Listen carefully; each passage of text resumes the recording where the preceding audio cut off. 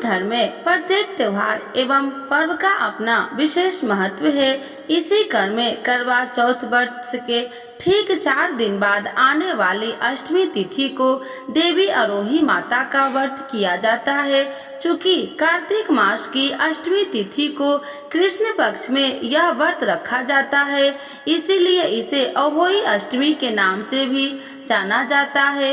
अहोई अष्टमी के दिन माताएं अपने पुत्र की दीर्घायु एवं सुख समृद्धि के लिए भोर से लेकर शाम तक उपवास करती है।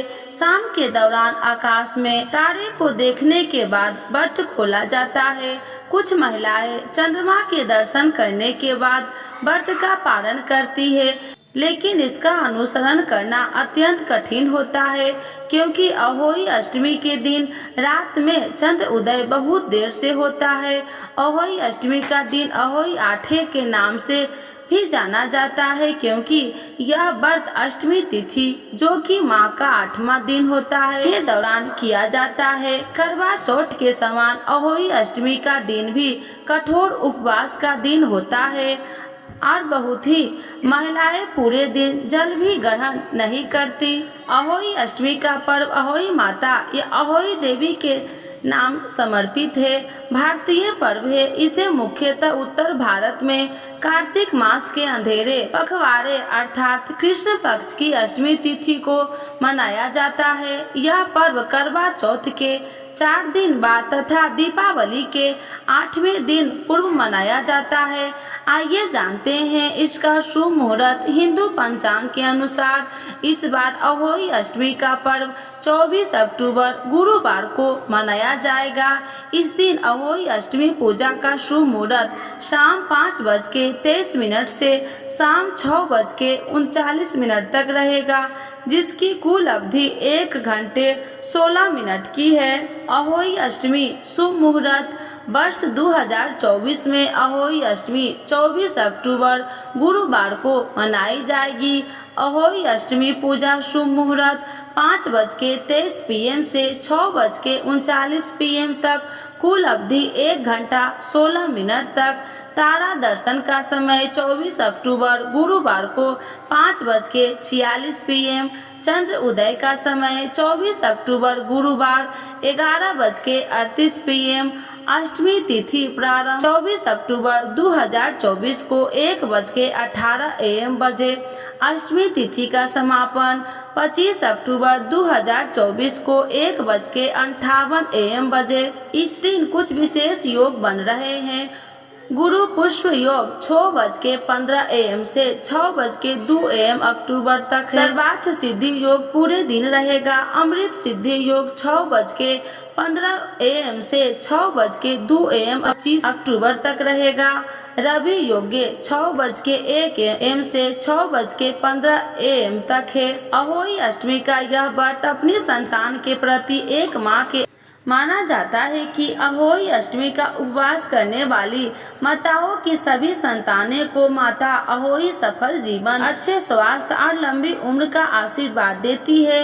इस दिन व्रत की महिमा इतनी अपार है कि माना जाता है कि इसके प्रभाव से निसंतानों को भी संतान रत्न की प्राप्ति होती है। इस दिन अहोई माता के साथ तारों और चंद्रमा की विधि विधान के साथ पूजा अर्चना की जाती है।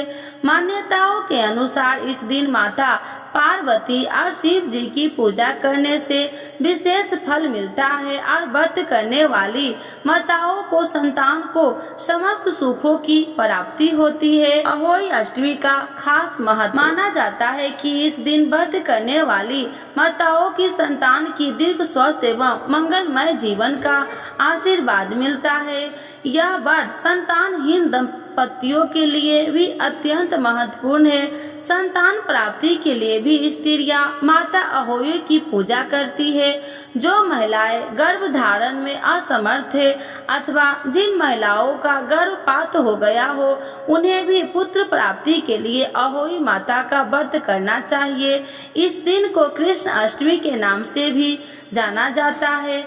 मथुरा में राधा कुंड में इस दिन स्नान करने का विशेष महत्व है।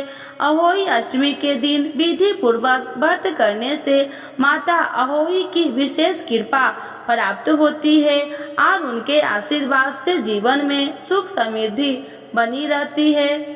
अहोई अष्टमी की पूजा विधि। अहोई अष्टमी अहोई माता को समर्पित है। करवा चौथ के 4 दिन बाद मनाया जाने वाला अहोई अष्टमी का व्रत महिलाएं अपनी संतान की लंबी उम्र और अच्छे स्वास्थ्य के लिए करती है। अहोई अष्टमी के दिन महिलाएं पूरे दिन निर्जला व्रत करती है और संध्या समय तारे उदय होने के बाद पूजा करके तारों का दर्शन करती है। इसके बाद ही महिलाएं अपने व्रत का पालन करती है। अहोई अष्टमी की पूजा सामग्री। जल से भरा हुआ कलश, पुष्प, धूप, दीप, रोली, दूध, भात, मोती की माला या चांदी के मोती, गेहूं, दक्षिणा, घर में बने 8 पूरी, 8 मालपुआ। अहोई अष्टमी की पूजा विधि। सबसे पहले प्रातः काल नित्य कर्मों से निवृत्त होकर स्नान करें। अब पूजा स्थल को साफ करके यहाँ धूप दीप जलाए। माता दुर्गा और अहोई माता का स्मरण कर पूजा का संकल्प ले और दिन भर निर्जला व्रत का पालन करे।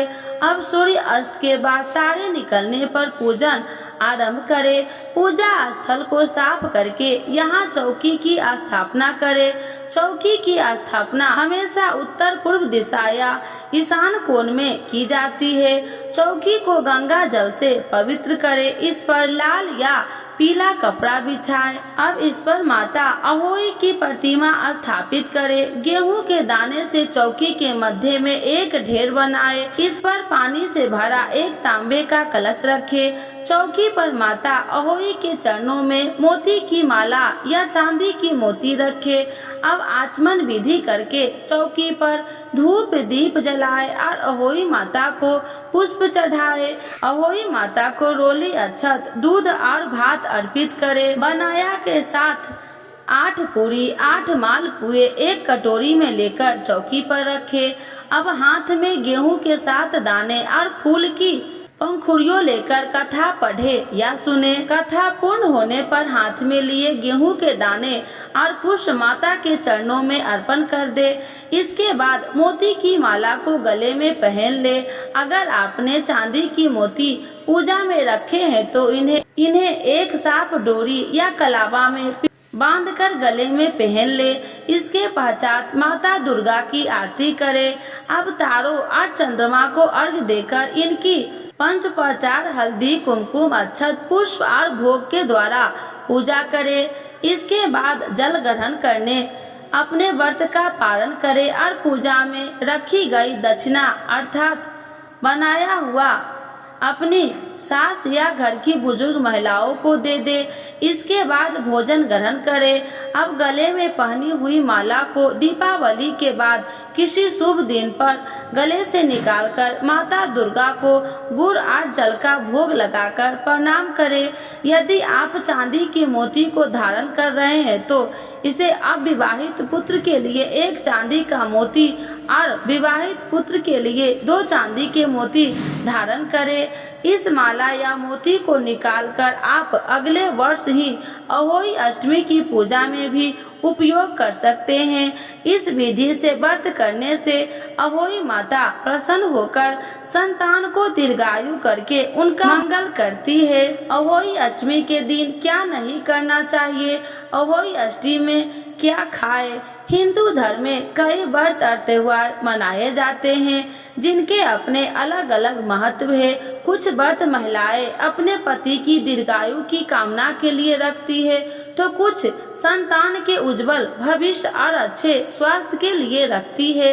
इन्हीं व्रत में से एक है अहोई अष्टमी का व्रत जो हर साल कार्तिक महीने के कृष्ण पक्ष की अष्टमी तिथि पर दीपावली से लगभग 8 दिन पहले और करवा चौथ के चौथे दिन रखा जाता है। इस दिन महिलाएं अपने संतान की दीर्घायु के साथ साथ संतान प्राप्ति के लिए भी व्रत रखती है। महिलाएं इस दिन अहोई माता की पूजा करती है। साथ ही इस दिन भगवान शिव और माता पार्वती पार्वती की पूजा का विधान है। मान्यता है कि अहोई माता के पूजन से संतान के जीवन की सभी बाधाएं दूर हो जाती है और उसे निरोगी काया मिलती है। मान्यताओं के अनुसार अहोई अष्टमी व्रत के कुछ नियम बताए गए हैं जिन्हें ध्यान में रखना अति आवश्यक है। आज हम आपको बता दें कि इस दिन व्रती महिलाओं को किन बातों का ध्यान रखना चाहिए, साथ ही अहोई अष्टमी में आप क्या खा सकते हैं, अहोई अष्टमी के दिन क्या करें क्या न करें। अहोई अष्टमी पर व्रती महिलाओं को किसी भी धारदार चीजें जैसे चाकू, कैंची आदि का उपयोग नहीं करना चाहिए। न ही इस दिन कपड़े आदि सिलने और काटने का कोई कार्य करना चाहिए। यदि इस दिन माताओं को भूलकर भी मिट्टी से संबंधित कोई कार्य नहीं करना चाहिए। इस दिन मिट्टी के स्थान पर खुरपी आदि का प्रयोग न करें। इस दिन घर में किसी भी प्रकार से कलेश न करें और अपने संतान को किसी तरह के अपशब्द बोलने से बचे। यदि आपने अहोई अष्टमी का व्रत रखा है तो आपको दिन के समय सोना नहीं चाहिए। ऐसा माना जाता है कि इससे व्रत का पूर्ण फल प्राप्त नहीं होता।